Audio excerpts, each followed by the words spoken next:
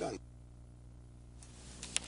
Welcome back. Now, before we continue, if you're going to drop by a different bookstore, there's one book that our guest has recommended, Manias, Panics, and Crashes by Charles Kindleberger. You may want to read it. According to our guest, it gives a good understanding of all the past events like the one we're undergoing now and their causes and how they work. Now, and also before we continue, we have a question from the floor, I believe. Yes, this is Kay, and she has a question about financial institutions. Okay.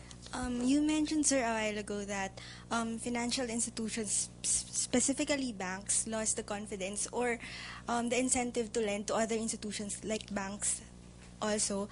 Can you clarify the reason behind this, sir? Why they lost the incentive to lend to other banks to finance their losses? Well, it's the very same reason that Mr. Buffett gives, no? That one bank is not sure that the other bank will be able to pay him back when the time comes. So because it's there's a lot of bad assets around, so he's not sure if this bank has good assets that will enable him to pay back the money. Normally, if I'm borrowing money from you, I have to back it with an asset. Normally, it's not even backed. It's just your good paper. faith. Yeah, your paper is just a piece of paper. Usually, they make use of promissory notes. No, what we call commercial papers are basically promissory notes. That's just a piece of paper. But now, no one believes anyone's promises anymore. That's the problem. Okay, which brings us to perhaps the word you've been hearing most often, which is liquidity. Now, we often say we're liquid when we have cash on hand to meet our day-to-day needs, or even cash on reserve when an opportunity or emergency arises. So let's have our guest walk us through the concept of liquidity, why it matters, and why its absence has so thoroughly paralyzed the global economy, the question that our student was asking. Yeah, okay. That's in a backward economy, the transactions are done on a cash basis, right? So because well, there's no financial system, banking system may not be very well developed, and so on. So the way you would transact would be to use cash. But in a more modern economy, you have banks, the financial systems are developed, and you don't need cash.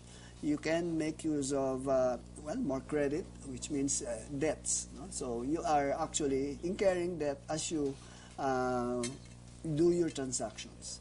So it's based on the confidence of the other people that you'll pay when the time comes. Now, when you remove the confidence part, then people would then tend to not to extend credit. So if you don't extend credit, or you don't allow people to borrow, means that you are keeping the cash with you. The banks are doing that, and the people are doing that, but they're not putting it under the mattress in the United States. They're putting it in Treasury bills, which is backed by the U.S. government. By the U.S. government. No? So, but in the end, nobody's lending out that much. So that means if there's not much lending, then how will business go on? Because so much of day-to-day transactions among businesses actually depends on credit, because businesses can't just be hoarding their cash because it's not growing or Pardon, earning. Manolo, we have a question from a viewer at home. Is there fraud in all of this? No, I think that there's not really fraud in this. It's some say it's greed, but a good part of it is like that. No? It's a herd mentality, as you were saying earlier, that people were looking at their colleagues. They were making a lot of money.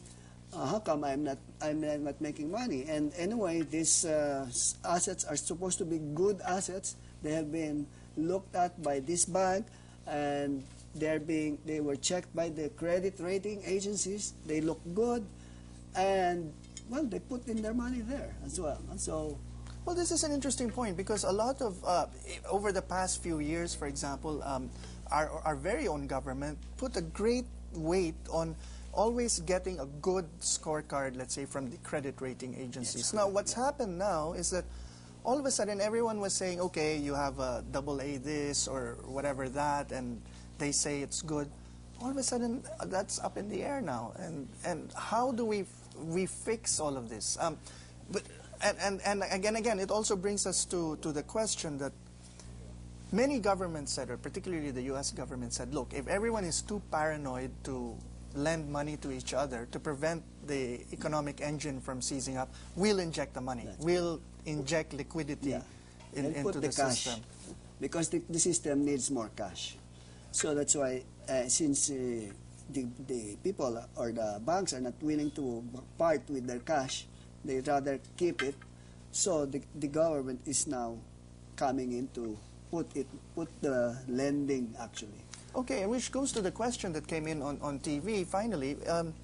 If now the governments have to put in the cash that the banks don't want to lend to each other, this is public money, and so why should they be? I mean, this was a debate in the United States. It's being debated in Europe now. Well, why should governments be the ones to do this? Well, if the government does not step in, then you have a real crash, because the markets would have failed. There will be no lending, and you will see what will happen in the 20s, the Great Depression.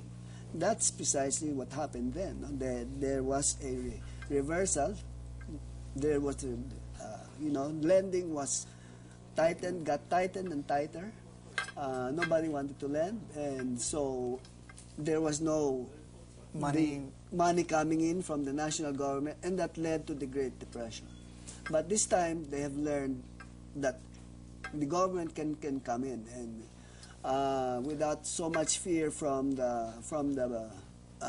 inflation, because the very life of the economy is at stake.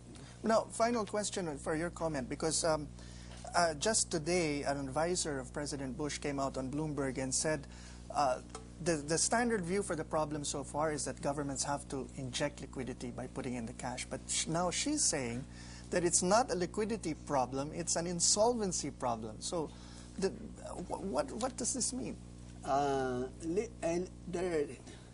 Financial institutions or any other institution can have liquidity or solvency problem. Liquidity is your inability to pay your debts as they fall due, mainly because, not that because you don't have the assets. You have the assets, but they are tied up in, they cannot be turned into cash right away. So you're not that liquid. To be insolvent is different. It means that you don't have enough assets to pay for your debts. Under any circumstance. And then even if you can liquidate it, you cannot pay all of your debts. Then you're insolvent. Okay, and do you believe that this is the situation we're looking at yet? Or? Well, I don't believe that it's a real solvency problem, because it's a matter of valuation. No? Because, finance is basically valuation. Now, if prices of houses, some houses have gone down, let's say, goes as low as 20% of its height, that must be, there may be... There's still a basis for things. Some people will be buying that house. And this is what they're saying, that there's... Let the people who have the confidence, who want to take the risk, buy that house. No? And kickstart the economy. So, my word. Now, if you'd like to see the Charlie Rose interview of Warren Buffett in its entirety, do visit our blog, www.the-explainer.com, and we'll have it there. Now, the experts like to use the words we explored tonight because they not only mean precisely what they want to say, but because they also act as a kind of code among themselves, even when they're talking to us. But what's clear to them, to bankers, financiers, politicians, and businessmen, may not be so clear to others. And when that happens, the mystery deepens and our sense of helplessness increases. But it only takes a little time and a little study to get a clearer idea of what the experts are saying. Knowledge, as they say, is power, and as the experts make momentous decisions concerning you and me, involving the tax money you and I pay, it's always a good thing to be a little less powerless today than you were yesterday. So thank you to Professor Vic Abola and our students from University of Asia and the Pacific, and to you, thanks for being with us. This is Manolo Quezon, The Explainer.